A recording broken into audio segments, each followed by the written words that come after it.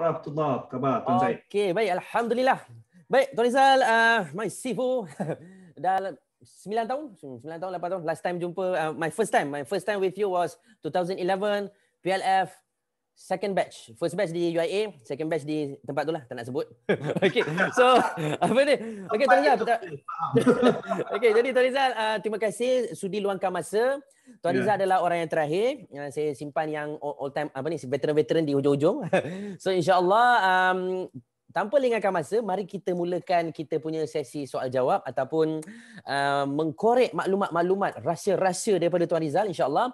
So before that, boleh Tuan Rizal kongsi sikit, please share with me your full name and some of your background. Short and precise. Silakan Tuan Rizal. Alright, nama saya Muhammad Rizal Hassan. Panggil saja Rizal. Sudah in the business of buat program-program ni dah 14 tahun di 8 negara. Okey. Baik. Okey. Memang sangat short and precise. Bagus. Okey. Baik, kita teruskan dengan RQ pertama Tuan Rizal. Research question number 1.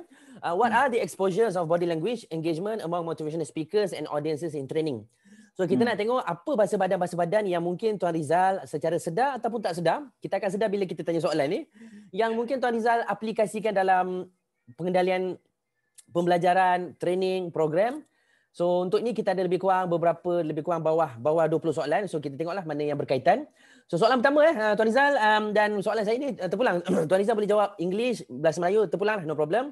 So number 1 Tuan Rizal, which part of your body would you use to engage your audience? Silakan Tuan Rizal. The whole part. Every part. Whole part.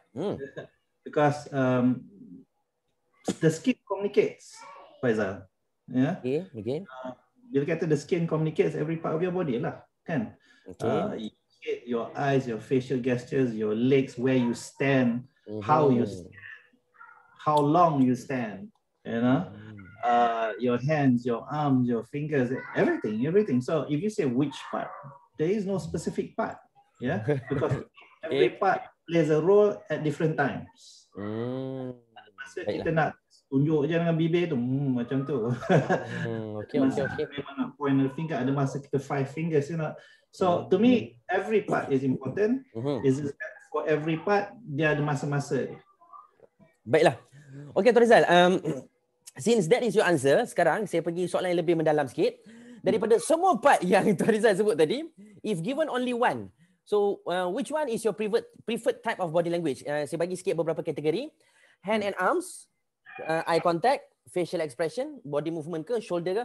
Kalau diberi pilihan satu sahaja, mana yang Tuan Rizal akan pilih dan kenapa yang tu? Kenapa diberikan beban kat situ? Silakan Tuan Rizal. Eyes first. Eye contact. Why? Yeah. Why eye contact? Because once I break eye contact, then I lose rapport.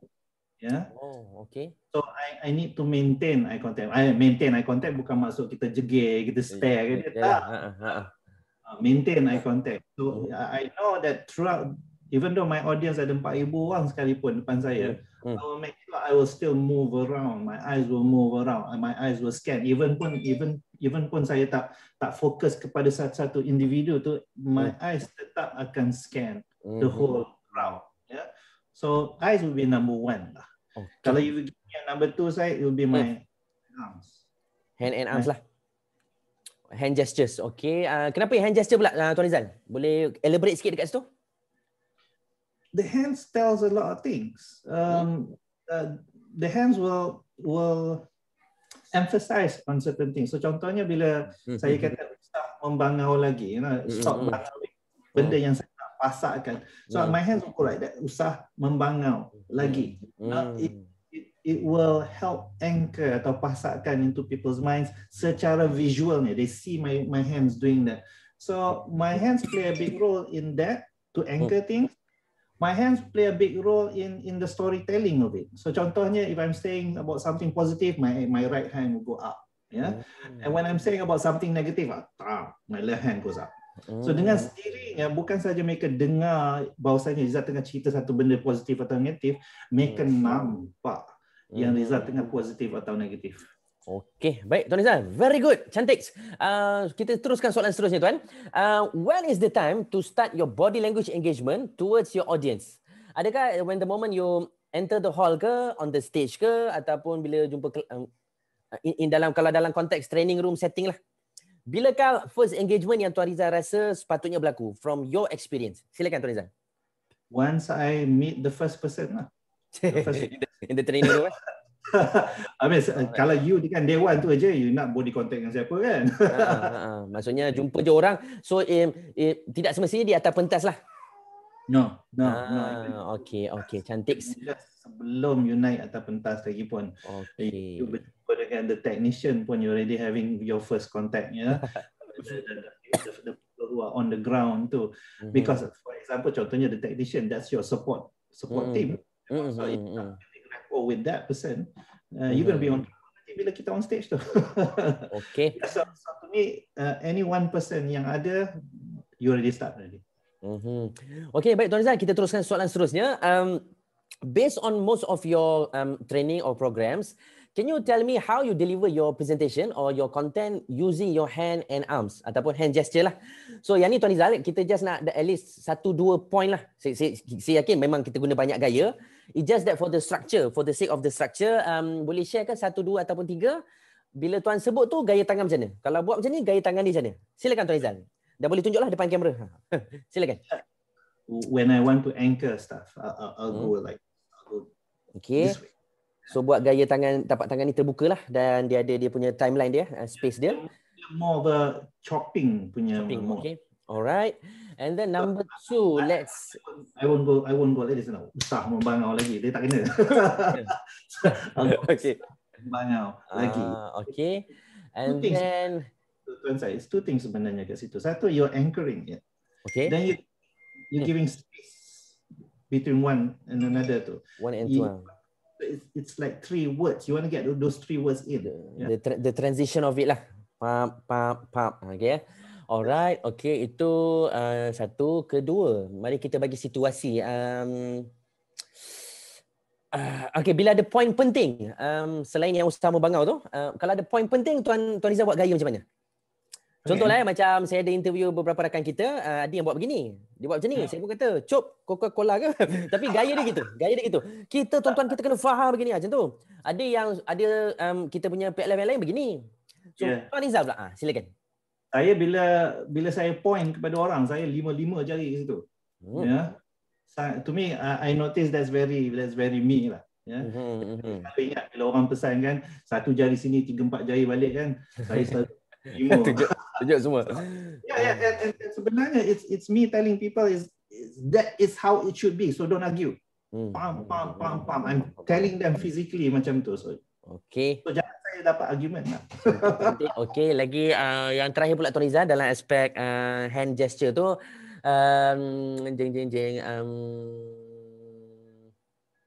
okay, bila Tuan tidak setuju, kalau ada poin-poin yang macam tidak setuju daripada audien ke, ataupun mungkin bukan audien, kita sendiri yang lontarkan poin itu dan kita tak setuju.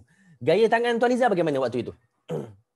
Bila saya tak setuju dengan pandangan orang ke, atau apa yang saya... perkara yang kita sedang bincangkan waktu itu dalam program lah. Terpulang, kalau ada orang boleh juga. Silakanlah Tuan Rizal. Saya akan pastikan tangan saya ke bawah. Maknanya somebody say something, I go zus. So macam tu je, dengar. Dan maknanya tidak ada resistance lah di situ. Kita just dengar je. Ya, saya tidak akan fold my arms. Saya akan letak tangan ke bawah. Selalunya saya akan letak tangan ke belakang, hands behind my back. Menarik. Especially bila orang memberi pandangan, kita mesti letak dalam kepala kita bahawasanya kita tak mungkin tahu semua benda, ya. So mungkin kawan ni memberi satu pandangan yang baru. So stop me. Ni sebenarnya lah, it's not for the audience, it's to stop me from giving my opinion, untuk berdebat dengan dia, to stop me to really listen and to really understand apa yang dia nak cakap. Saya akan letak tangan saya ke bawah dan ke belakang. Okay, menarik Tuan Rizal. Okay, kita pergi soalan seterusnya Tuan. Kita fokus pada facial expression. So dalam program Tuan, facial expression yang Tuan Rizal banyak guna apa? Senyum, serius atau bagaimana? Senyum. Most of the time senyum. And then dari segi body movement, how about your body movement and standing position? Ada dua di sini, kita ambil standing position lah. Tuan Rizal suka berdiri banyak di lokasi mana? Dia power position depan tengah tu ke? Kiri kanan ke? Belakang ke? Your favorite, I mean most of the time lah, most of the time. Most of the time I would start middle, okay? And then when I notice when I want to say something positive, I will move towards stage right. When I want to talk about something negative, I would move towards stage left. Okay. Bila Tuan Rizal kata left tu, from your view or audience view? My left. Your left, okay. So your left is negative, your right is positive. Okay, maknanya di situ tak ada isu tuan sebab dari pandangan audience kan yang tu kiri. Tak kisah. Tak ada isu So it's up to us lah. Apa yang lebih penting untuk audience ialah okay, positif sini, negatif sini for audience punya point. Yang penting dia faham. Dengan sendiri dia terpasar. Oh, result kat sini mesti positif. Okay, tuan. Very good. Okay, yang ni pula tuan, soalan seterusnya. How did you organize your training session with body language? Okay, this question I come up because contoh macam saya tuan kalau esok saya ada program dengan pelajar, tak kisahlah 2 jam ke 4 jam, malam ni saya akan susunlah modul. So let's say modul tu ada 3 bahagian, strategi, skill, spirit. So malam tu saya dah fikir dah, apa gaya yang aku nak buat. So saya akan terfikirlah, okay, strategi saya akan minta pelajar buat begini, strategi, skill, spirit. So something like that lah. Ataupun kalau Tuan Rizal mungkin tak ada benda macam tu, maybe boleh elaborate dari aspek, contoh kalau program sehari, macam mana Tuan Rizal susun? Petang tu is it more to activity ke? Pagi tu more to awat ke? Mana-mana tu lah yang Tuan boleh elaborate. Silakan Tuan Rizal. Saya akan pastikan contohnya dalam program Take Charge saya kan, daripada pukul 9 sampai pukul 11.30, banyak input. 11.30 malam? No, 11.30 pagi. Pagi, okay, alright. Sampai pukul 11.30 tu banyak input daripada saya, walaupun ada interaksi tapi banyaknya it will be a lot in terms of input. Okay, alright. Masuk dalam pukul 11.30 sampai pukul 2.30 ke, it will be a lot of activities. There will be a lot of activities bermaksud saya akan berikan benda-benda yang perlu mereka buat. Application lah. Lari, but it will be a lot of application. Okay. They would have to interact with somebody sebelah ke, they would have to move ke, they would have to do the traffic jam activity ke, around that time, dia punya attention span tu very short. So I need to get them to move at that time. And then after lepas 2.30 ke sampai pukul 5 tu, again go back to input balik. So that's how I would plan my program in a day basis tu macam tu lah. Even though online pun sekalipun macam tu juga, to be still like that. Yeah. Okay, baik Tuan Rizal, very good. Okay, baik seterusnya. What do you do with okay, what do you do with your hands when you want to emphasize on certain points to your audience? I'll show it. Maknanya gaya tangannya ialah begini ke? Begini ke? Contohnya number 1, number 2, number 3. Okay, so good numbering lah. Okay. Alright, and then how about when you want to get your audience attention? Saya bagi situasi tuan peserta kita bagi aktiviti, mereka sedang buat aktiviti dalam kumpulan. Tiba-tiba Tuan Rizal ada benda nak sampaikan. So dekat depan tu bagaimana tuan tarik perhatian mereka? Cakap dengan sedikit. Oh, cakap je, tak ada. Tak ada dia. Okay, everybody listen. Yang tu tak ada. No, it's voice intonation lah. Voice, hand gestures, look at me, tangan will be here. So di tengah dada. Okay, look at me everyone, something like that. Not only really di dada macam ni, it's pointing towards me. Oh, okay, very good. Okay, menarik. Ini macam, selamat datang kembali. Dengar. Okay. Macam mana saya point kepada orang macam tu, macam mana saya point kepada diri macam tu. When I want everybody say, okay, focus on me, look at me. Okay, menarik tuan. Seterusnya tuan, are there any certain hand gestures that you portray to make your audience emphasize towards your delivery? Kita nak tengok dari aspek emosi Tuan Rizal. Bila Tuan Rizal macam nak empathy ke simpati ke apa, gaya tangan tuan bagaimana? By empathy, by sympathy, again, I would put my hands behind my back. Maknanya bukan bawa tangan ke jantung tu tak adalah Okay, tuan-tuan perempuan ikhlas saya cakap ni. Tak ada macam tu So maknanya bila bawa tangan ke belakang ialah senang diri tu Senang diri kat belakang macam tu. Senang diri ya. Okay, menarik. And then, from your experience as a international speaker, what do you do when you notice audiences with negative body language? Saya bagi contoh tuan, let's say tiba-tiba dia main handphone, tiba-tiba dia asyik-asyik berhijrah ke tandas, pergi masuk ataupun dia kacau kawan. So what do you do? Tuan Rizal, silakan. Me, I just take note. I mean, to me that's interesting, you know. I just take note and watch as I go through the day. Dia punya perangai ubah tak? Dan kalau maksudnya pada waktu itu dia okey lah, dia tengok handphone dia, okay, pada waktu itu, so okay, I'll take note. Then as I go through the program, I nak tengok perangai dia berubah tak. As we go to segments of the program, perangai dia ubah tak. Okay. Kerana kita tidak boleh judge seseorang kerana satu action. On that time, kena tengok konteks.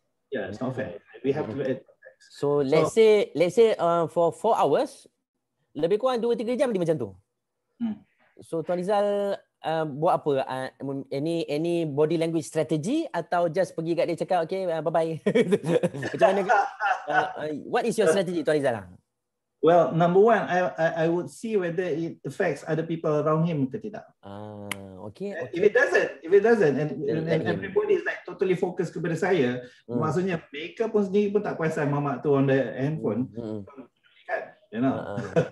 Yelah, dia dalam dunia dia sendiri. So, Izzah selalu pegang, selagi orang masih berada dalam kelas kita, maksudnya ada benda yang daripada kita ni berguna untuk dia. Kalau tak, jangan lama bangun belah. Kan? Betul. Selagi dia ada, walaupun dia on the handphone, mungkin dia auditori orangnya, atau mungkin orangnya multitasking orangnya, dia masih boleh dengar every word. So, I couldn't care less. If selagi dia tak disturb orang, selagi dia tak disturb orang, selagi dia tak disturb the whole flow of the program tu, I couldn't care less. But once they do, then I would put my foot down. Once they do, I would, you know, mungkin I give with first warning to Sinde, tak ada fokus pada dia, just Sinde umum. General. Kalau the second time dia nampak dia kacau orang, I maybe go in front of his face, you know. Move nearer to him lah. Nearer to him, and I would tell it in his face lah. I kata, you know, kita ni dalam majlis ilmu, taman-taman syurga, kalau tak suka, pergi cari majlis lain, you know. Okay. Kalau taman neraka. Kalau ya betul, dia memang niat dia memang nak sabotage the whole program, then I'll say, pintu tak kunci. You know? Okay tuan, baik, very good. Maknanya jawapan konsisten 2011 sampai sekarang.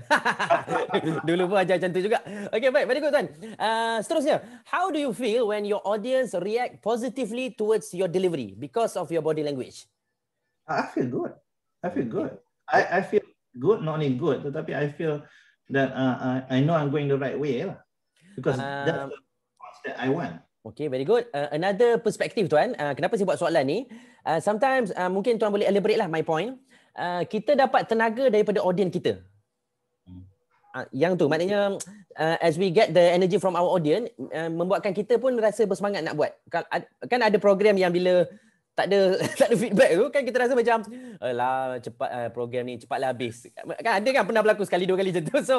So yang tu mungkin tuan Rizal boleh elaborate sikit kan about the energy from the feedback ke? Dia to school of thought di sini saya. One school of thought ialah kita merupakan cermin kepada orang-orang di sekeliling kita, macam mana orang-orang di sekeliling kita merupakan cermin kepada kita, ya. So kalau kita ni confident, maka kita memancar confidence kepada orang, maka kita akan pancar balik yang menyebabkan kita lebih confident. Okey, itu faham. Itu adalah satu school of thought. Satu mazhab lah, okey. The other school of thought ialah bukan kerana mereka kita ni confidence. Okay. So kalau mereka tak ada, kenapa pula you yang low confidence? Jangan bangaukan mereka. You nak apa? You want to be confident tak? Okay, be confident. Regardless of jangan buka kamera. Contohnya lah, mereka tak buka kamera online ke contohnya kan. Dia orang tak tak nampak muka. But the thing, can you see your own face? Yes. So focus on your own lah. Jalan lah kan? Jalan. You know, so the school of thought is jangan bangaukan mereka. You know, don't use that as an excuse bahawasanya you tidak boleh perform. Okay. Baik, and then soalan seterusnya Tuan Rizal, ada lagi 2-3 soalan dalam RQ1 ni. Do you think the exposure of body language is important in training? If yes, why? Dia soalan klise lah, soalan general. Silakan Tuan Rizal. I say yes, it is penting. Saja saya sedar bahawasanya ramai orang tak faham why. It is very important. I agree. But ramai orang tak faham why. Dia tak faham why itu maksudnya macam ni, Tuan Syed. Kenapa ya kalau kita tunjuk kepada orang macam ni, kita point kepada orang macam tu, orang tu macam tak comfortable, dia akan turn away.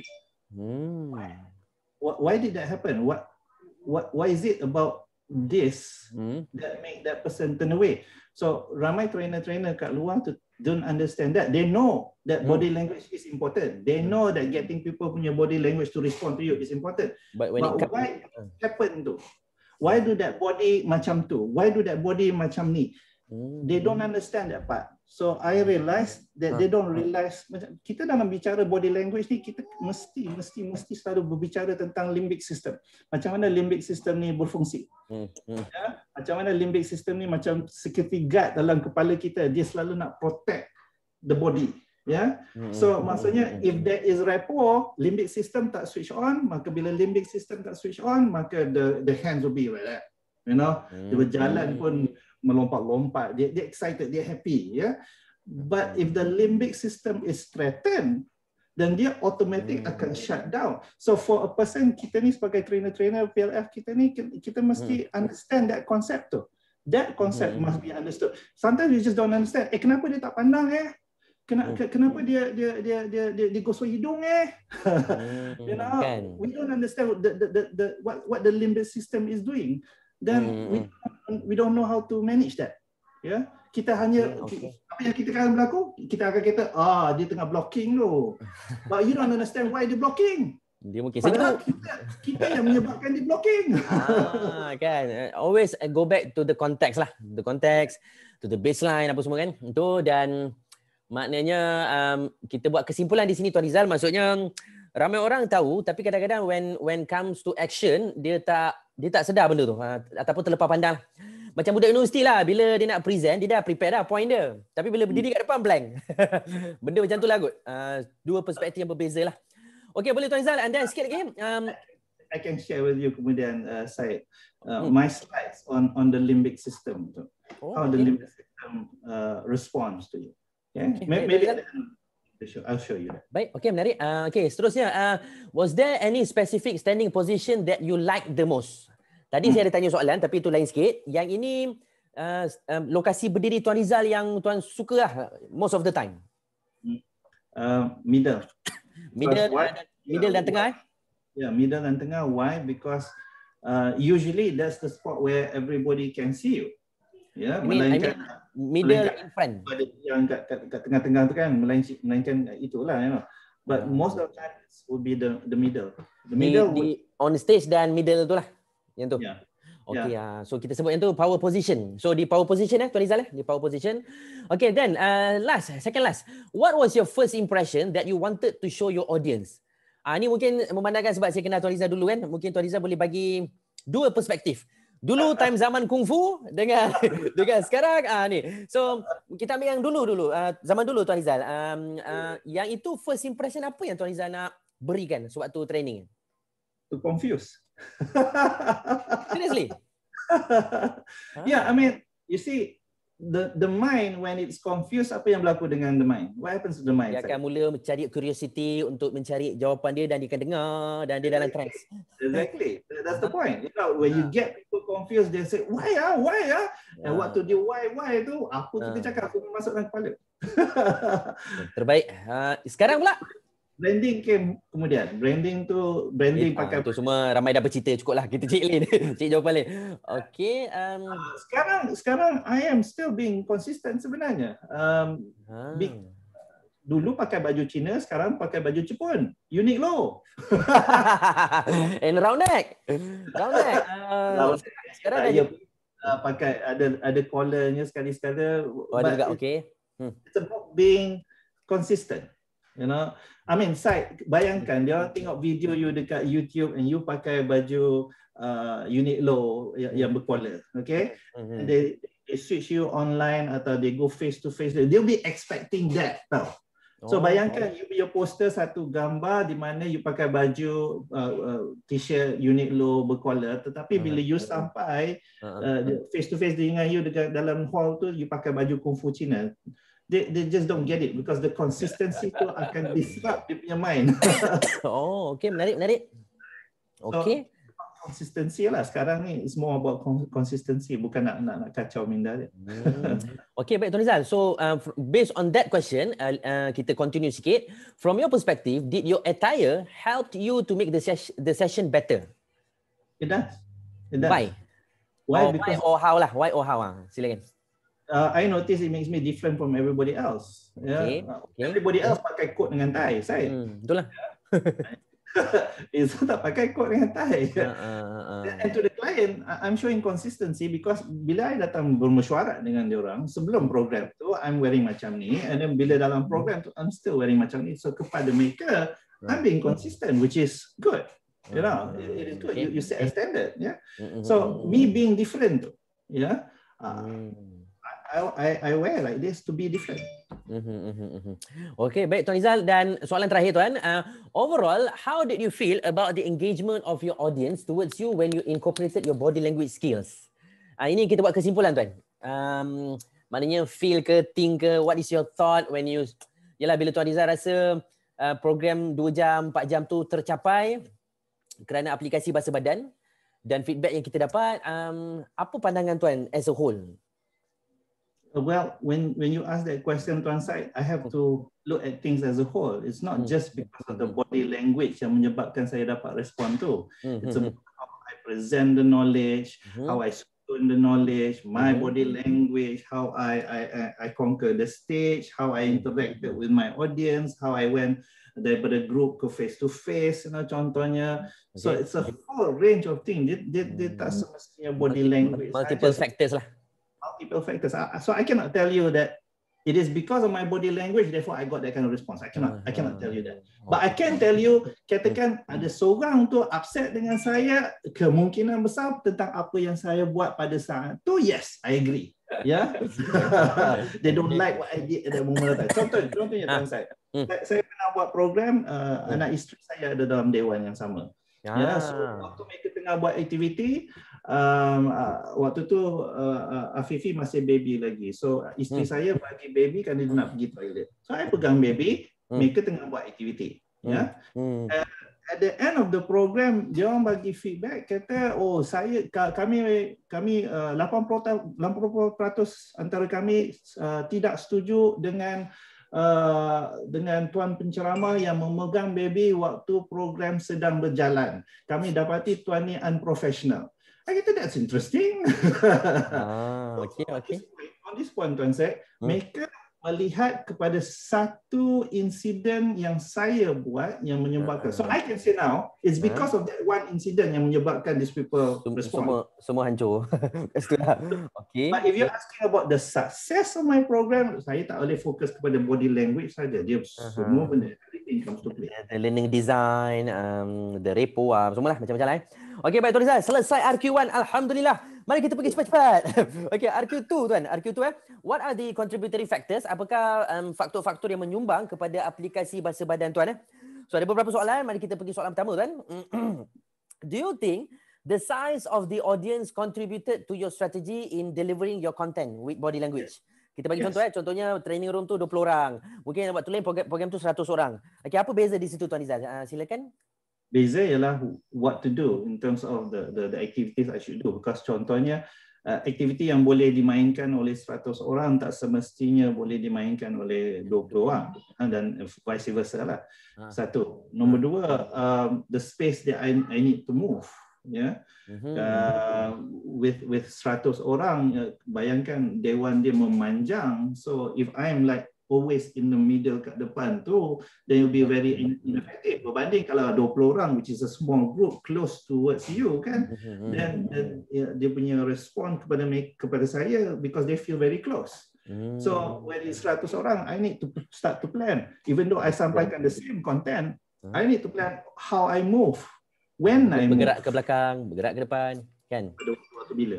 Okay, baik Tuan Rizal. Soalan kedua. Do you believe your academic background or your experience help you in designing good learning engagement with your audience?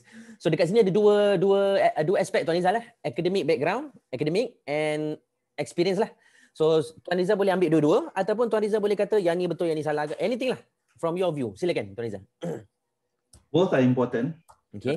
It's just that when it comes to academic background, for me, it's more on the delivery of language. Cognitive lah. Cognitive in the sense, cognitive mungkin, tetapi more on the words I use. Yeah.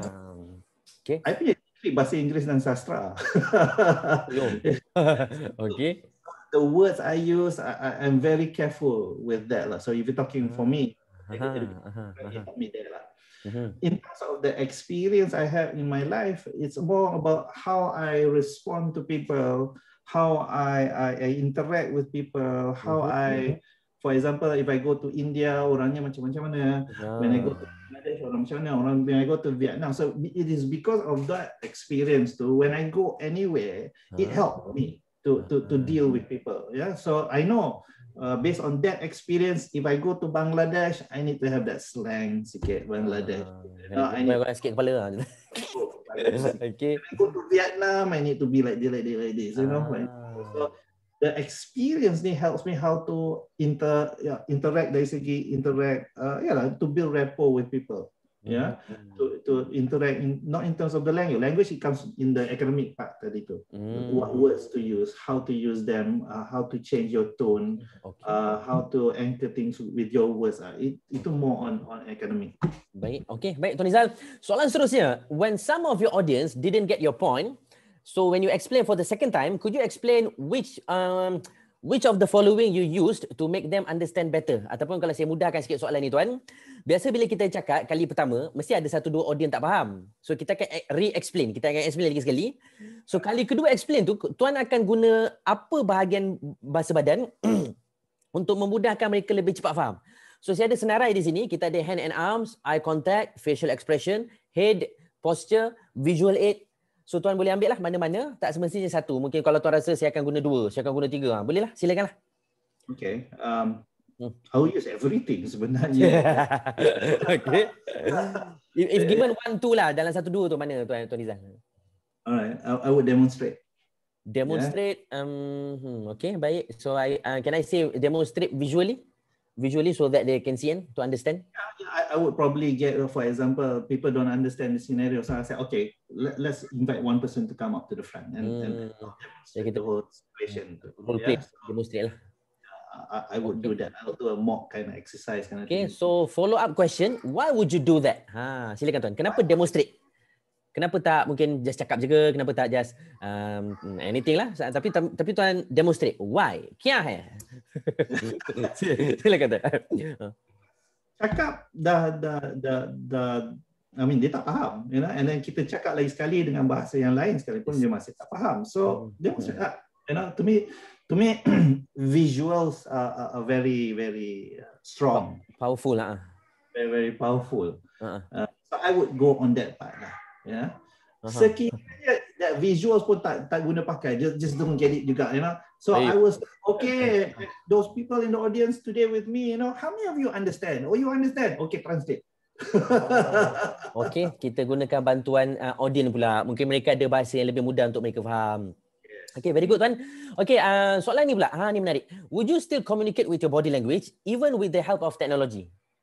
Dah ada prop, dah ada slide apa semua, tapi Tuan tetap tak guna bahasa badan. Dan jika masih guna, kenapa? Kan kita belajar, you cannot not communicate. Yes. Yeah, even though you diam, I mean, a pause, still you communicating kan. So, yeah, you cannot use body language to not communicate because body language, as I said, the skin will talk. So even though you diam pun, you masih bercakap. Betul. How can you say, I can switch off that and switch on the other? No. Betul. Switch on another technique to communicate. Your body language is still there. Always. You know, macam kita lah. Ya, orang kata tolong tutup switch tu, so kita tak ada mood nak buat apa-apa kan, kita pun tutup, tutup. Tapi everybody knows, even though you tak bercakap, everybody knows the way you tutup when you're not in a good mood, kan? Yes, there's a message there. There's always a message. Okay, baik tuan. And then seterusnya, yang ni. How about the way you move your body? How far would it help in your training? Dari segi kita bergerak tuan dalam program kan? Bagaimana tuan gunakan itu untuk, kejap saya tukar sikit soalan. Bila kita bergerak dalam dewan, menggunakan pergerakan badan ke kiri ke kanan, depan belakang semua, apa yang menyumbang untuk Tuan Rizal buat begitu dan kenapa buat benda tu? Dua tu lah. Silakan tuan. There are many ways to communicate dengan orang, tuan saya. Selain daripada kita punya flow, kita punya video, kita punya lagu, body language also is satu. And then again, body language is a whole variety. Dia tidak ada satu bahagian body language tu yang kita guna macam kita guna hammer je macam. Tak. So I would use everything and anything to ensure that my message gets across. Yeah. Okay. You asking me to identify one, it's impossible, you know. Okay, baik. Okay, Tuan Rizal, macam tu kita teruskan lagi. Are there any specific ways of standing? Kita sedang bincang tentang dari aspek berdiri. Ada apa cara berdiri tertentu ke yang Tuan Rizal kalau sengaja berdiri gaya begitu untuk influence your audience? I have always been taught daripada kecil waktu belajar silat kan. Dirian silat adalah dirian tegak, you know, kerana bila you kuda orang tahu you are ready. Ya, betul. So bila you tegak, orang don't know you ready, but you are ready, you know. Yes.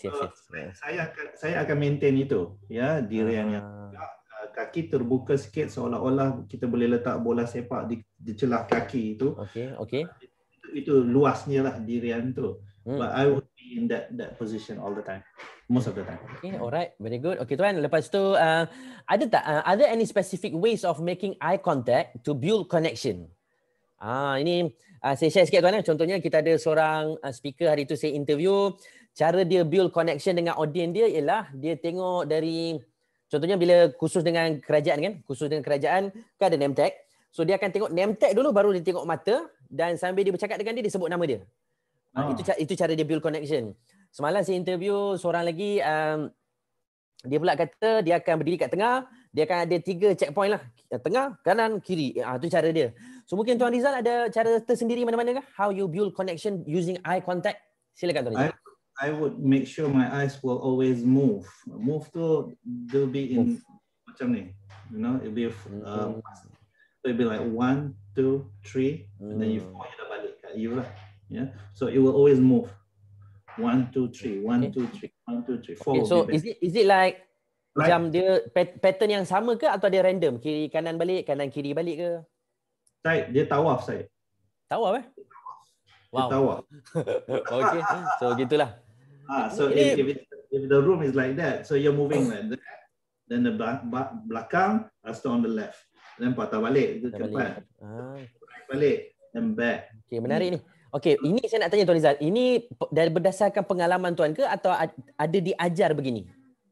Saya tak diajar begini. It's just that waktu saya menyampaikan program PLF kan, saya nak bagi tahu orang macam mana buat penyampaian. So saya mula sedar bahawasanya begitu mata saya gerak sebenarnya. It doesn't go bagus. Left right. Tak, it will always go that square tu. It will go to bawah. Okay, baik tuan. So okay, very good. And then Yani, are there any types of body language strategy that you would do to trigger your audience emotion?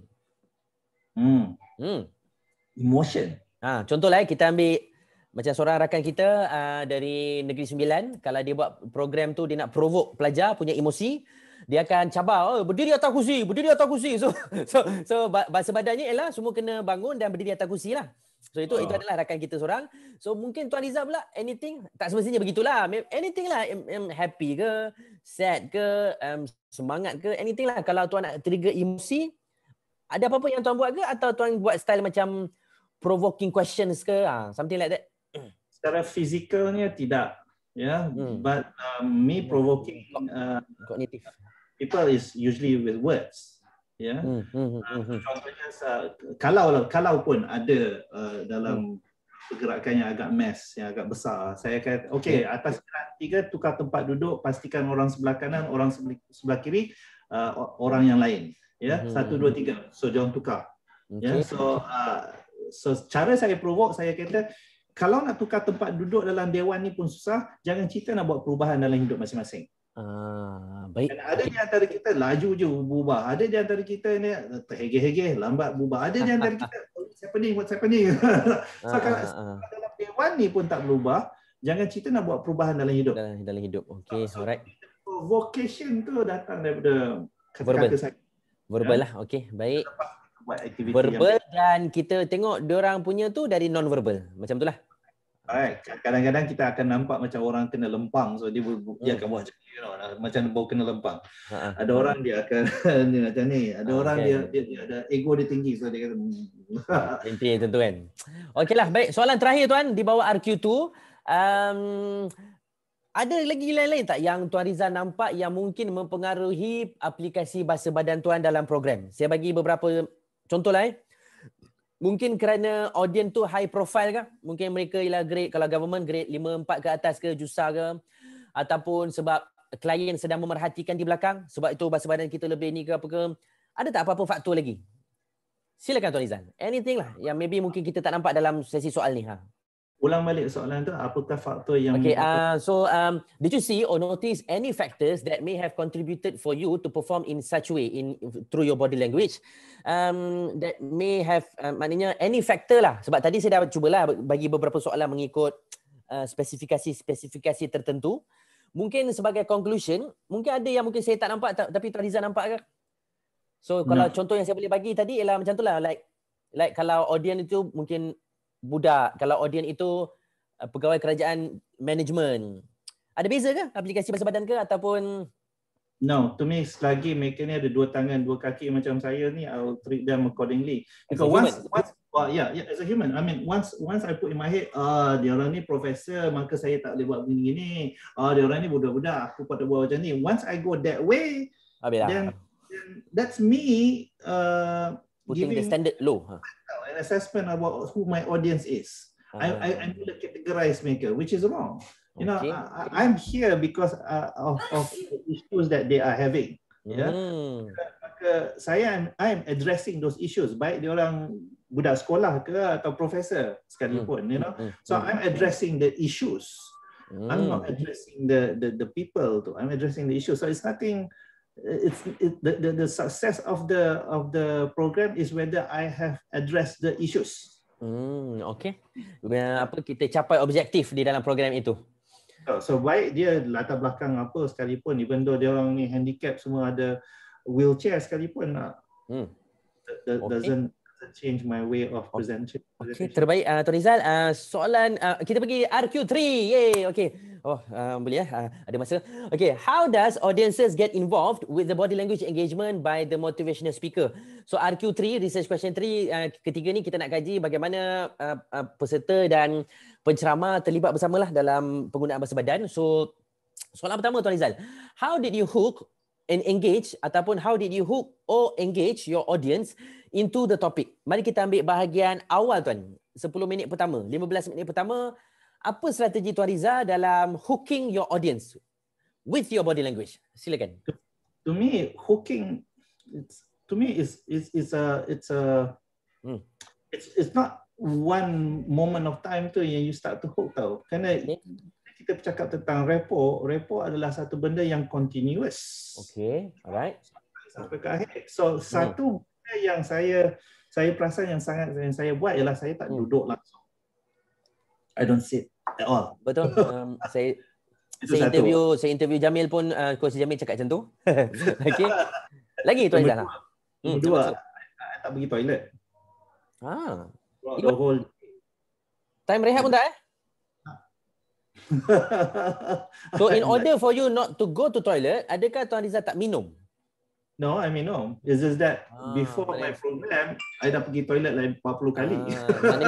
Maknanya sebab Tuan consciously sedar yang okay, it's not time to go to toilet. So mungkin badan kita pun diikut arahan mind and body is one kan. So somehow kita macam boleh kontrol lah, maknanya sehari tu jangan kencing lagi. Something like that lah. You can understand. For me, I always want to be available to my peserta. That has been my like mantra daripada I start dulu, you know. Kadang-kadang people come to me waktu break time. Kadang-kadang people come to me waktu lunch time, and I hardly go to the toilet because I'm always there with them. Yeah, so yang menyebabkan kepada peserta saya, you know, I'm always available, I'm always there, I'm always present, kan? That keeps them on a high. Menarik. Ketika yang Rizal tidak ada. Makan. You know how sometimes Tuan Syed, you know, kadang-kadang kita buat program 4-5 orang, first section seorang ni, second section lain, kan? So bila orang lain tu kita dah ke belakang, we're not kelihatan lagi.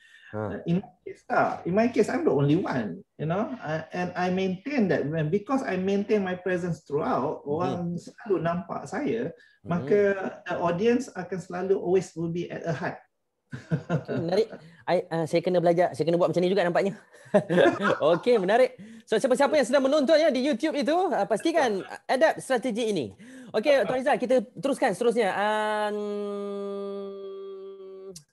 Okay, ni. When you use open palm hand gesture, how did your audience responded? Kalau tuan perasan kebanyakan waktu kalau buat begini ataupun sebelah tangan bila macam ni, open palm maknanya tapak tangan terbuka dan yang ke atas lah. Bukan yang beginilah. Yang ni mungkin gaya tuan, tapi kalau begini, perasan tak audience respon bagaimana? Welcoming ke, provoking ke? Is it a positive atmosphere? Something like that. Silakan Tuan Rizal. It will be positive because of two things.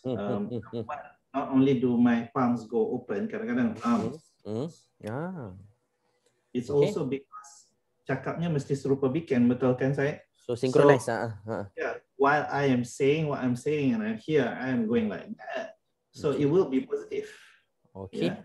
So bayangkan here I am being positive, but I cakap yang negatif. Ya, kita semua akan contohnya. Anda semua boleh ke? For the audience, cakapnya tak seru bikin. So dia kata, why bas badan cakap macam tu tapi perkataan dia keluar lain? Yes. So to me, it's a combination of two things too. You do not open your mouth, but don't say anything. Okay. Say something kan. So what you say likely is going to be positive. Kalau tak, a positive gesture but a negative word, you're going to get people confused. Okay. Baik tuan, kita tengok yang kedua pula. How about when you move your hand, your palm downwards?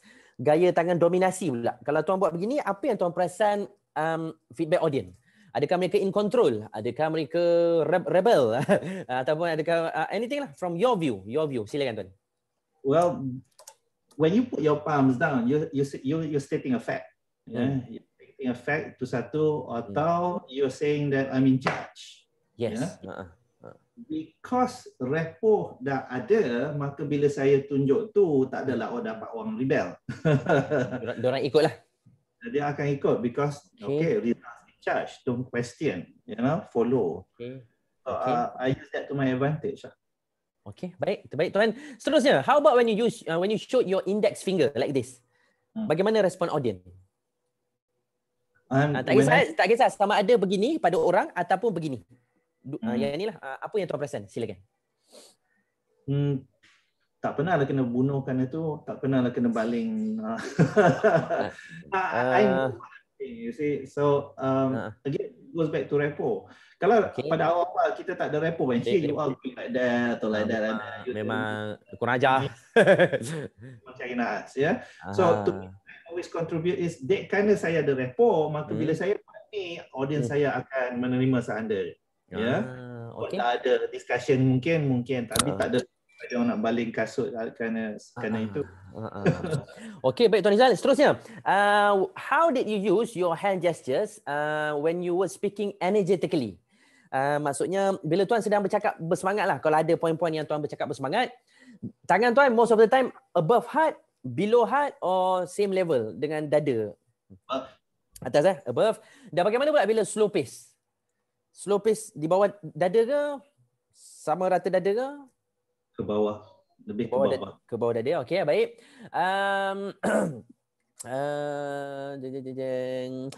What type of facial expression made your audience to engage with you more? Adakah muka curious ataupun muka serius ataupun muka senyum? Saya match muka dia. So maksudnya kalau dia tengah cerita something happy, so I go, yeah, you know. Saya akan go. Kalau dia telling something sad, I go serious. So keyword di sini saya ambil matching the audience facial expression lah at that time, at that moment. Yeah. Okay, very good. I'm not matching the content of what that person is telling me, but the face. Dia punya face. Okay, baik. Tells me more things than what dia cakap. Baik. Yang ni soalan ni Tuan. Yang ni very good. Were you showing all of this ataupun doing all this body language consciously or subconsciously? I do it consciously. Okay, dan soalan tu sambungannya Tuan, do you consider yourself as a professional? Sebab ialah conscious kan, kalau orang yang tak professional, dia tak sedar lah dia buat. So, do you consider yourself as a professional Tuan Izan? Oh yeah. Yes. Saya harap jawapan, yes, I'm a professional learning facilitator. Okay, tak adalah. Gurau-gurau lah. Yalah, betul lah. Okay, terima kasih Tuan Rizal. Dia go back on apa yang kita belajar dalam PLF kan. Betul. Setiap satu benda kita kena buat there must be reason, there must be purpose, there must be reason. Kalau tak sedar, takut duit yang kita dapat ujung program tak halal. Very good. Saya tanya soalan ni memang saya design dengan konteks tu lah. Soalan speaker ialah professional. So bila professional dia buat sedar ke tak sedar? Macam tu Okay, yang ni pula Tuan. Were there any repeated hand, arm, posture or face gesture that you did to get the audience hooked on your topic? So kalau Tuan Rizal nak ulang balik yang Usama Bangau lagi pun boleh. Selain itu kalau ada trademark lain ke pun Tuan boleh share sikit lah. Just one. I will do this. Point to me. Okay. Contohnya, saya was selepas ni tuan-tuan puan mungkin nak pergi program-program yang lain. Program-program yang lain. Okay. Tuan-tuan kat luar sana ramai orang yang terus tonton kita. Ataupun tuan-tuan kat luar sana. Ramai trainer-trainer kat luar tu memang bagus-bagus. Dan mereka bagus. The subliminal message. Okay, baik. Kalau saya boleh tanya soalan ni, walaupun saya tahu, tapi the word need to come out from your mouth lah. So Tuan Rizal, why did you keep repeating that kind of gesture? Boleh Tuan elaborate sikit? I want to anchor myself to good things. So even though they're thinking about something else, as long as that something else is good, so therefore I want to anchor it to that. Because to them, they know that one better. Benda subject matter tu lah, they know it better. So benda tu kepada kepala mereka adalah benda yang positif. Maka saya nak pakaikan diri saya kepada kepala mereka bahawasanya saya ni juga positif. Baik, Tuan, yang terakhir ni saya gabung lah. Did your audience understand better when you use your hand and arm gesture, facial expression, body movement, posture? So ada 4 kat situ Tuan. Walaupun saya faham kita kena guna semua, tapi sebab kajian ini nak fokus pada 4 tu. Pada pandangan Tuan Rizal, dalam 4 tu mana yang rasa akan sangat membantu audiens untuk cepat faham? Dari segi, kita ambil konteks pertama, dari segi kita bercakap. Maknanya speaker bercakap untuk audiens faham. Mana yang rasanya membantu untuk mereka cepat faham? Hand gesture, body movement, facial expression, posture. Posture cara berdiri tu lah. Okay, kita ambil konteks kedua pula. Dari segi mereka pula faham. Mereka pula kalau nak faham, Tuan rasa body movement ke? Maksudnya aktiviti tu lah. Aktiviti, ataupun hand gesture juga ke? Atau yang dua lagi tu? Facial expression and posture. Interesting. Never ask people about that. Itulah. Because from my perspective, I believe, walaupun saya punya, sebab saya researcher lah, saya punya, my word is not, tak diambil kira. Tapi from my view, Tuan Rizal, dari pandangan audience, saya rasa bila mereka bergerak, mereka lebih cepat faham. In another context, the kinesthetic tu lah, maknanya mereka buat aktiviti dengan kawan sebelah ke, benda-benda macam tu. So, dari pandangan Tuan Rizal lah, macam tadi tu, kita deliver, so hand gesture tu memainkan peranan lah. Tapi untuk diorang pula, second level lah. I'm assuming that when they see me do something, so that means it will be more on hand gestures. They get it better, faster. So Tuan Rizal berpegang pada hand gesture ya?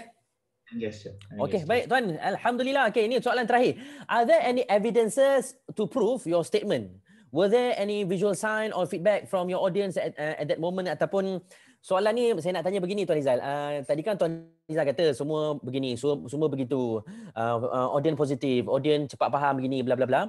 So soalan akhir ni saya nak tanya, ada tak apa-apa evidence untuk membuktikan yang Tuan Rizal kata, ya mereka faham? So Tuan Rizal boleh just bercerita je lah. Adakah pre and post test ke? Ataupun di hujung sesi itu bila kita tanya soalan, mereka faham ke? Mereka boleh demonstrate ke? Tuan Rizal boleh elaborate lah kat sana. Silakan. Number one, dia orang stay sampai habis. tak keluar lah. Tidak berlaku penghijraan ramai-ramai. They stay sampai habis. Even though they don't like me pun they stay. So to me, I know something yang saya cakap, something yang saya buat is useful for them. Value for them.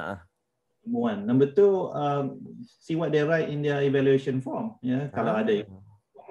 Number three, I dengar questions when people ask. You know, the questions that people ask, dia punya interaction dengan saya, dia punya, what they want to find out from me. Then I know that whatever I said has triggered something. It is useful for them and they want to know more. They want to know more too. To me, that's feedback from. Okay, terbaik. Okay, baik Tuan Rizal, alhamdulillah kita pergi RQ4. Oh, alhamdulillah sampai pun. Okay, RQ4 tak banyak sangat because RQ4 is about how do the types of body language engagement shown by the speaker being interpreted by audience. So basically for audience perspektif ada 26 soalan, for the speaker hanya beberapa soalan lah. Saya mulakan dengan soalan pertama. Bagi Tuan Rizal, sejauh mana pentingnya bahasa badan dari perspektif audien? Sebagai seorang penceramah, apa pendapat Tuan? Betapa pentingnya bahasa badan ni untuk audien? Boleh elaborate sikit dari bahagian itulah. Silakan Tuan Rizal. Sangat penting. I mean, saya dalam pengalaman saya, I've met people yang bila dipanggil kita, bila dia nampak kita, first impression dia nampak kita kat depan, kita tak cakap apa-apa lagi kan. They will say, trainer yang lain selalunya macam ni, trainer yang lain yang pernah datang compare macam tu. And then when I come on stage and do what I do, it's totally different. And they say, wow, we've never seen this before. We want to call you again. So pada pandangan saya, yes, body language is very, very, very, very important.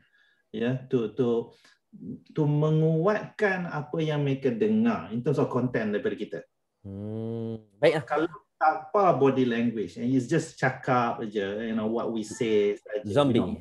Duduk belakang rostrum tu je manjang, konten mungkin disampaikan tak hidup. Tak ada roh di situ. Okey. Baik, yang ni pula Tuan Rizal. Soalan kedua. From your perspective and experience, which type of body language do you think your audience like the most and why? So yang ni open. Tadi soalan-soalan sebelum ni spesifik. Yang ni terbukalah dari pengalaman Tuan lebih berpuluh tahun ni, berbelas tahun ke berpuluh tahun. So audience ni sangat suka bahasa badan yang bagaimana Tuan Rizal? Silakan. They like when I come towards them. Yeah. Nearer them lah. The presence of the speaker. Yeah, I mean saya menjenguk mereka kat meja atau berjalan sampai ke belakang hall tu, They like that intimateness tu, because based on experience, dan sekali kita dengar selalu orang, selalunya trainer duduk kat depan tu je, kita orang kat belakang-belakang ni, dia orang bukan ambil peduli pun. So I make it a point to ensure that I become as not to quote unquote lah intimate in the sense of at least I've talked to you face to face, bukan talk to you as a group. I've talked to you face to face. So I make it a point lah. Okay, baik. Soalan kedua terakhir Tuan, kita gabunglah hand gesture, facial expression, body movement and posture. What is your advice? Apa nasihat Tuan Rizal kepada penceramah-penceramah muda di luar sana ataupun yang dah tua bangka tapi tak berubah? I mean the fresh and the veteran senior lah. Apa nasihat Tuan untuk mereka supaya mereka aplikasikan bahasa badan supaya diorang tahulah yang audience mendahagakan benda-benda macam tu. Ini macam kita buat macam sedikit kesimpulan dan juga nasihat lah. Silakan Tuan Rizal. Saya mencadangkan kepada mereka yang tak tahu body language tu plays a big role. Your content dah hebat dah. Saja nak macam mana saya cakap tadi lah, nak menghidupkan content tu. Betul lah. hidupkan konten dengan body language. Itu satu. Ha. Nombor dua, body language yang kita dok pamerkan atau body language yang audience kita pamerkan, kita nak sedar kenapa kita buat apa yang kita buat, kenapa mereka buat apa yang mereka buat. Jangan kita quick to say, kata, oh aku biasa tangan macam ni, aku biasa tangan macam ni, tapi you sendiri pun tak faham kenapa tangan you macam tu. So, it shows that you don't know what you're doing. Itu. To me, bangau lah, oh it's my subconscious mind. Syed, conscious mind ke subconscious mind, it's still your same mind. It's still in your head. Otak awak. Pasti otak awak kan. So kita ni nak sedar apa yang kita buat. Kerana bila kita sedar apa yang kita buat, maka apa yang kita buat tu dia akan jadi efektif. Kita nak sedar apa yang kita buat, you know, keefektifkan benda tu kurang lah. So we want to be in the know all the time. Okay. So that would be my nasihat lah to kita buat secara berstruktur. Maka nasihat Tuan Rizal ialah kepada orang di luar sana, especially orang-orang dalam bidang training, speaking ke apa, belajarlah bahasa badan. Sangat-sangat penting. Okay. Alright. Dan baik online ke offline, saya. Even macam ni, you know, walaupun online belajarlah. Yeah. Dia kena people dia kata online apa nampak sangat, atau orang pakai mask apa nampak sangat, nampak banyak kepada mereka yang sedar banyak. kepada mereka yang ada mata hati pasti akan nampak. Okay, soalan terakhir Tuan Rizal, what kind of body language do you think will or may distract your audience? Ini dari pandangan audience, kita nak tengok apa mungkin gaya bahasa badan yang penceramah tu bila buat akan mengganggu audience lah. Silakan Tuan Rizal. Bila bahasa badan yang dia tunjukkan adalah bahasa badan yang berulang. Okey. Contoh ulang-ulang tu macam mana Tuan Rizal? Contohnya macam arwah Karam Simwalia lah. You know, tangan dia asyik macam tu. So, first time dia macam tu. Second time dia macam tu. Masuk kali ketiga dia buat macam tu, apa yang berlaku dengan audience? Yes. Walaupun audience akan ingat dia anchoring, but then the message yang dia sampaikan waktu tu orang dah tak fokus. Is listening to you. Itu yang banyak saya perasan. Sama dengan body language kita. We keep doing the same thing. Contohnya tangan asyik macam ni je panjang. Tak ke mana. Benda tu kan. No purpose.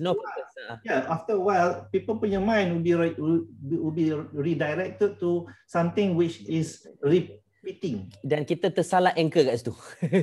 Tersalah anchor. Saya pun ada ingat Tuan Rizal, dulu saya ada satu event yang NLP kat UIA, yang big event. Salah satu speaker kat sana, dia asyik buat begini tau. Dia berjalan kat pentas tu kiri kanan, dia asyik buat begini.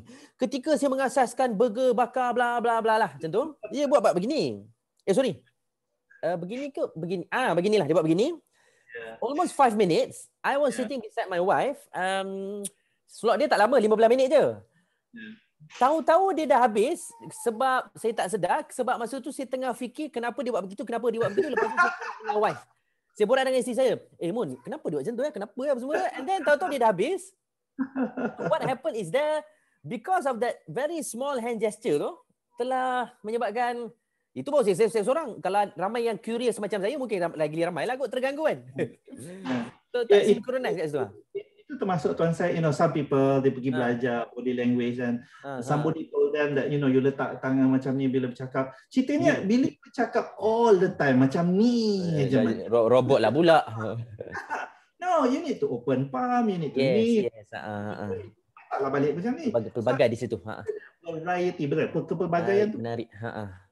Okey Tuan Rizal, very good, alhamdulillah. Mari kita pergi bahagian akhir. Tuan Rizal nak minum sikit ke atau macam mana? You nak minum lah. Sambil-sambil lah kita makan makanan. Okey, soalan terakhir. Soalan terakhir, RQ5. So soalan terakhir RQ5 ni mungkin banyak sikit. Kita nak tengok hasil, outcome. So RQ5 is about what are the outcomes of body language engagement among speaker and the audience lah in training. So number 1. What are the outcomes that you wanted to achieve by using your open hand gesture like this? Apa yang Tuan Rizal cuba capai buat begini? Contohnya macam saya Tuan Rizal, bila saya buat begini, saya nak macam audience respond. Itu yang saya nak capai lah, audience respond. So mungkin Tuan Rizal, anything? Well, I'm always in control, Tuan saya. So any body contoh I do, I know people repeat what I do. You know? So contoh, When I say, usah membangau lagi, and I say you buat, and they start doing the same thing, maksudnya dia dah mula ikut saya. Ya, bila dia mula ikut saya, Tuan Syed, maksudnya apa? Maksudnya kalau saya menjual, dia beli ya.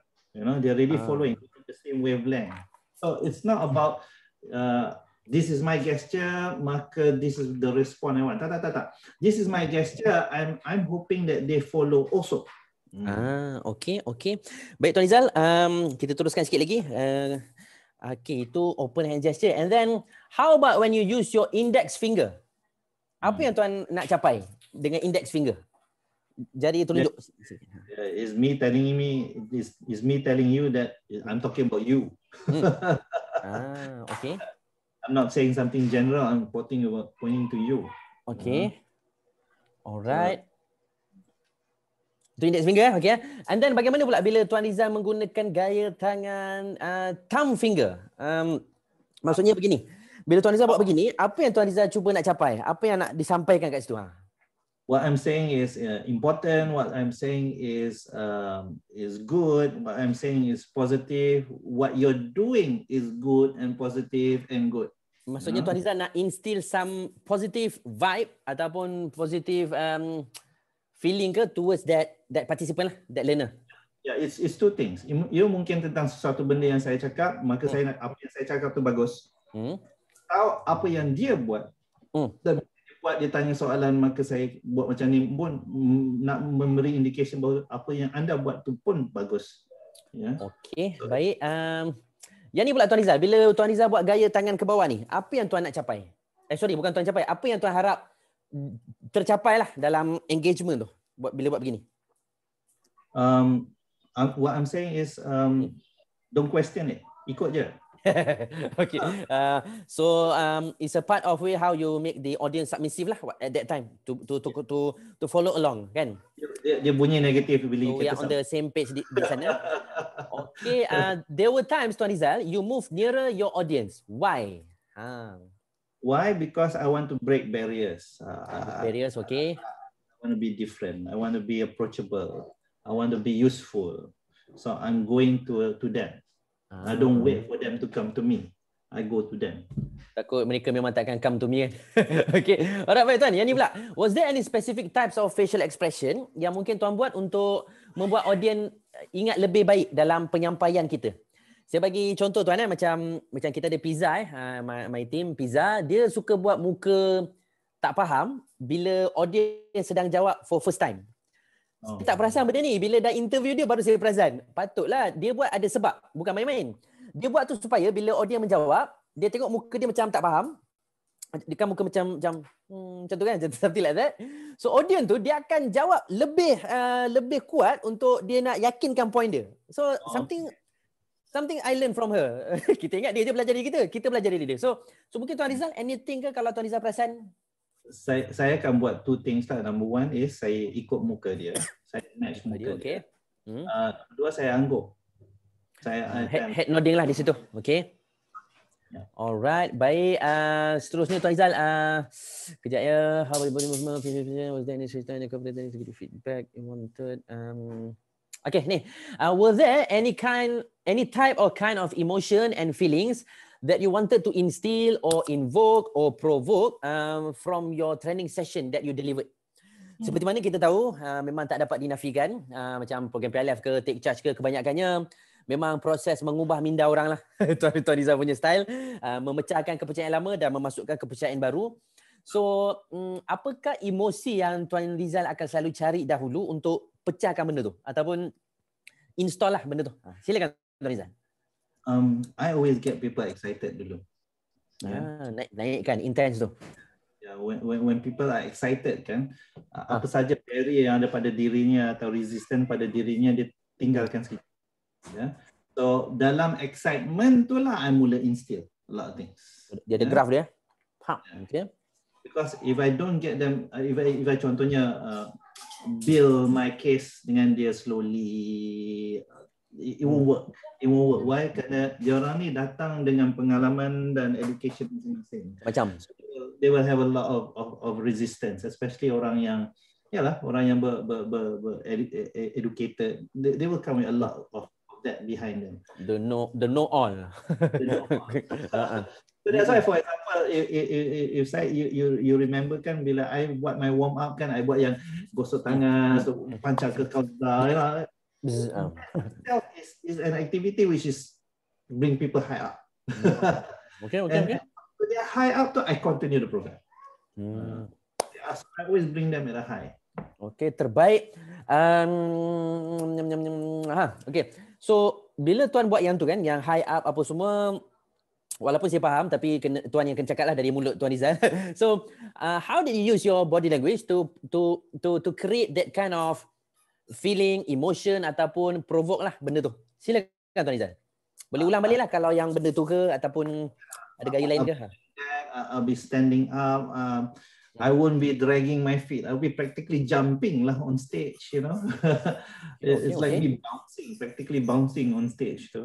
Moving around. Yeah, so dari pandangan audience pula, diorang buat apa? They follow.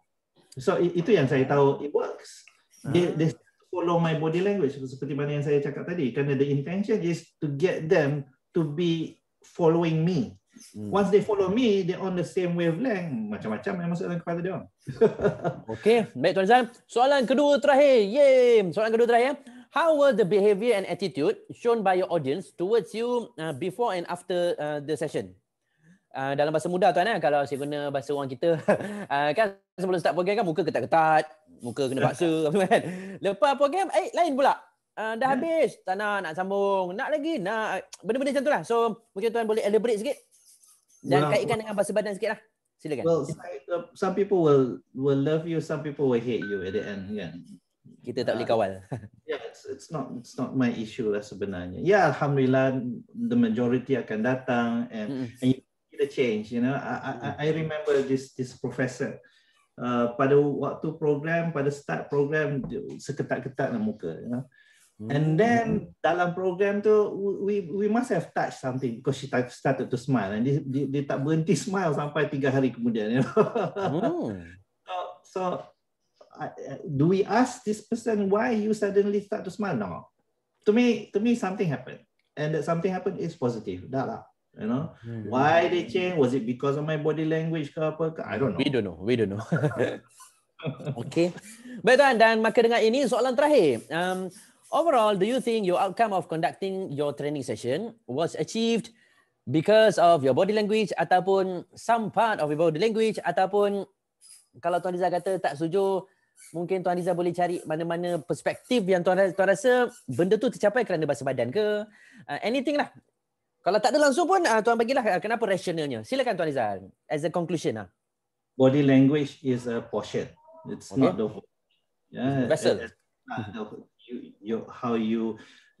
The content, how you present the content, what words you use, music that you play, video that you show, all those are all components which create the success of your program. Body language is one component to satu.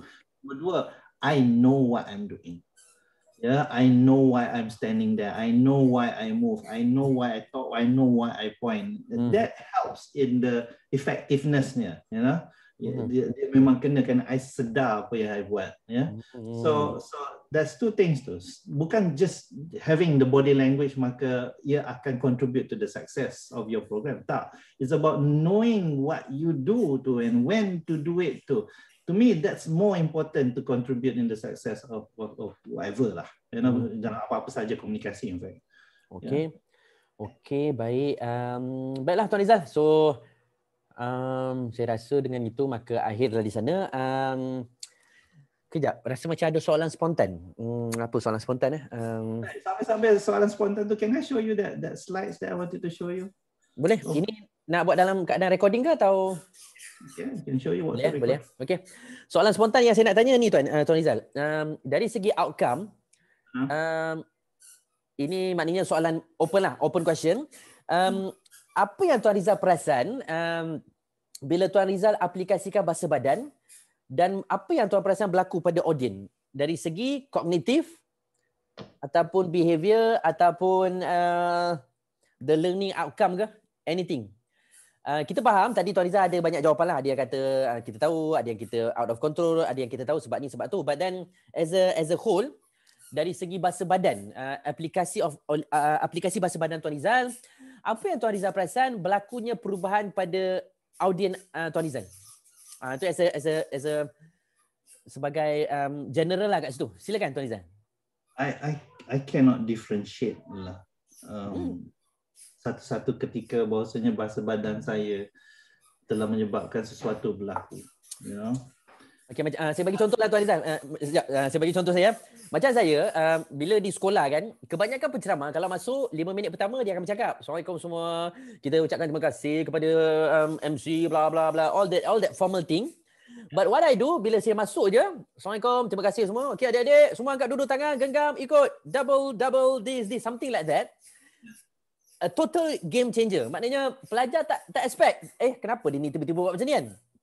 So curiosity naik, pergerakan badan pun ada. So semua ni menyebabkan perubahan berlaku, state pun berubah, keadaan diri dia berubah dan mereka jadi seronok, and then terus masuk kita punya input. Dan diorang tak sedar dah masuk input. Maknanya kita tak buatlah begini. Okey adik-adik, tanya terima kasih. Okey sekarang semua duduk diam-diam. Okey mari kita mula. Tak adalah macam tu.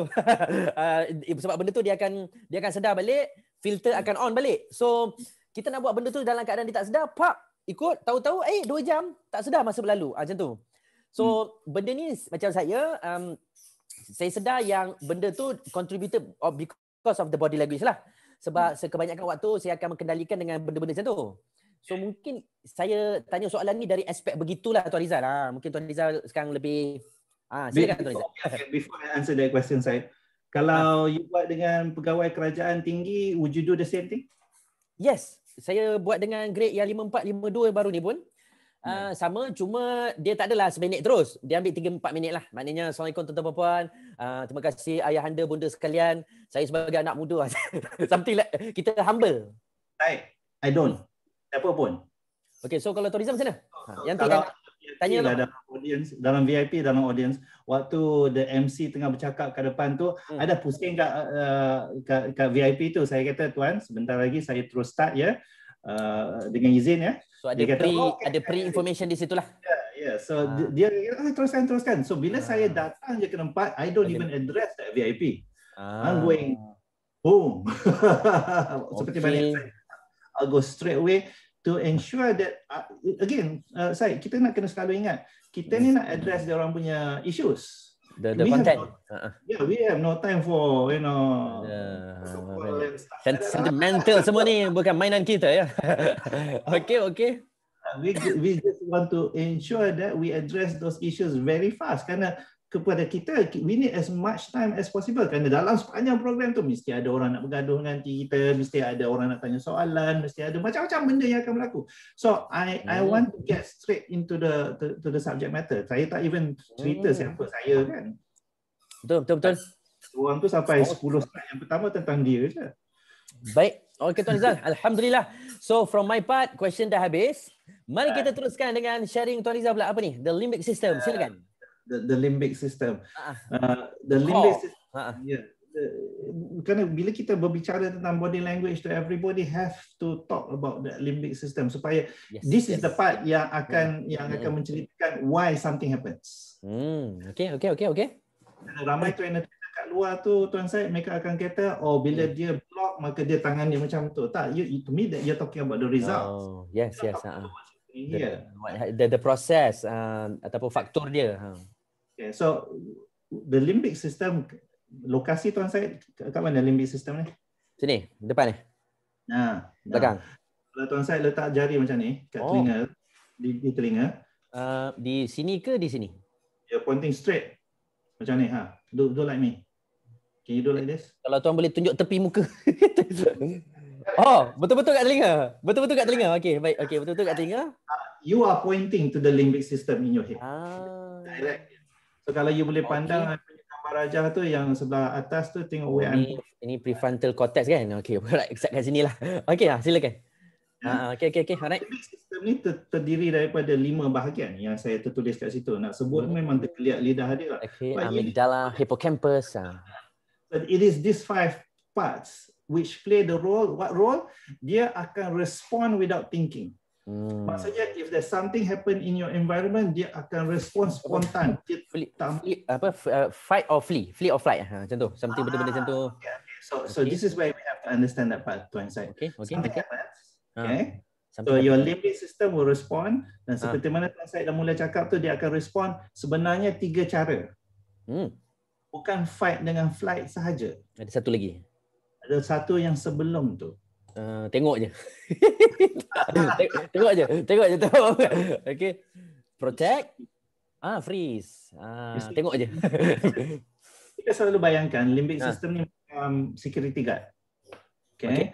When there is something happening, the security guard akan switch on all the alarms. The first alarm yang akan switch on ialah freeze. So contohnya anjing datang menyalak-nyalak depan kita, ya. The first thing you do is freeze, don't move. Ya, kok anjing tu you will just pass ke apa ke tak, but you will freeze, ya. Nah, katakan freeze pun tak menyelamatkan kita, maka the limbic system kita run. Lari. Itu yang kita lintang pukang tu lari, ya. Kalau itu pun tak menyelamatkan, then the third thing comes in. Third thing kicks in. Fight. Lawan. Itulah you sepak anjing. Threatening environment. It will only happen, Tuan Syed, when you are threatened. So threaten di sini kalau dalam bentuk training ni, threaten tu maksudnya macam mana? Contohnya Tuan Syed tanya soalan kepada seseorang yang dia nak pandang you pun susah, dia kata, okay, Cik Puan yang senyap ni tolong jawab. Waktu tu dia dah macam, alamak, kenapa ni? Kenapa aku? Kenapa? Asal dia flight, dia tak nak pandang you. Dia fight, dia kata, boleh tanya orang lain tak? It's simple tu. And it happens, boleh nampak macam spontan, but it will always happen in this three situation ni lah. Okay. So pasal tu sangat-sangat penting kita ni nak build rapport dengan audience kita supaya benda ni tak jadi. Menenangkan. This 1, 2, 3 ni tak jadi. Dan benda ni lah yang cikgu-cikgu tak faham. Cikgu-cikgu tak buat benda ni. Dia buat style marah je selalu dalam kelas, ataupun dia buat tu je dia sepanjang tahun kan. So sepatutnya bukan saja kita punya trainer semua dia akan kata, dia orang ni defensif. They don't understand the concept of defensive. Yes. Orang tu nak protect dia. Yes. Defensif sebagai satu yang negatif, you know. Dia close, dia defensif. No, they're protecting themselves. Protecting dari segi dimalukan di halayak ramai. It's a natural move. Kan benda tu. Now, if you want to know more, I found this website kat bawah tu, Tuan Syed, you know. Explain the limbic system in detail. So if Tuan Syed you take a picture of that, boleh. Explanation is sangat simple to understand how the limbic system dengan dia punya 5 parts to work. Yeah. If I can just show you one video of how that freeze, fight dengan flight berlaku, ya. Watch the video. Okay. Ini berlaku kat Kelang recently. Ya. This year? This year. Oh, ni. Tengok, nampak je lari. Bawa barang lari. Ada siapa-siapa duduk kat situ je? Ada. Semua kena lari. Semua of them lari lah. Most of them lari. Kat sebelah sana ada siapa-siapa tak yang tengah tengok je ke? Oh, baru nak lawan? Alah. Tadi lari. Sekarang tunjuk hero. So if I can repeat that and then we show you the freeze, flight, fight. Okay. So yang waktu orang ni gerak, kereta tu datang, you tengok semua orang tengah freeze sekarang. Nobody move. Mereka buat hal mereka lah. Kenapa kereta ni berhenti, ya? Sehingga parang tu mula keluar, dia nampak parang tu, dia lari. Dia lari. And there's no rational thinking kat situ. Sebab limbic system, dia membuatkan benda tu kita bergerak cepat. Exactly. Yeah. Lepas tu dah bila rational sikit, baru nak lawan. Baru the fight. Yeah. Dia kata, aku boleh lawan tak? Boleh kot. Boleh lah, baling kursi je. That's a good point, Tuan Syed. When you say dia waktu the rational tu tak ada tu. Yes. Joe Navarro dia cerita dengan saya, dia kata ramai FBI agents and even policemen, dia akan ada scar di mana bullet masuk ke tangan. Kenapa? Kerana mereka bila orang tembak, yes. Now, secara rasional dia tahu memang kepala tak logik. Kau bukan pakai shield. Tetapi tangan tu naik automatically. Yes, it is not rational. It is totally automatic. Why? Because the body wants to protect. So, bila kita jumpa seseorang dan orang tu dia mula memprotect body dia, kita ni nak kena tanya, apa yang aku cakap, apa yang aku buat yang menyebabkan dia jadi protektif ni? Macam tu. Dan seterusnya, apa aku boleh buat supaya dia tak jadi macam tu? Exactly. Apa yang aku boleh buat untuk dia mula membuka tangan dia? Boleh Tuan Sai. Menarik. Okay Tuan Rizal, very good. Tuan Rizal, recording ni apa? Kita stop ke macam mana? Kan? Boleh. Okay, sebelum tu, so Tuan Rizal, alhamdulillah, terima kasih.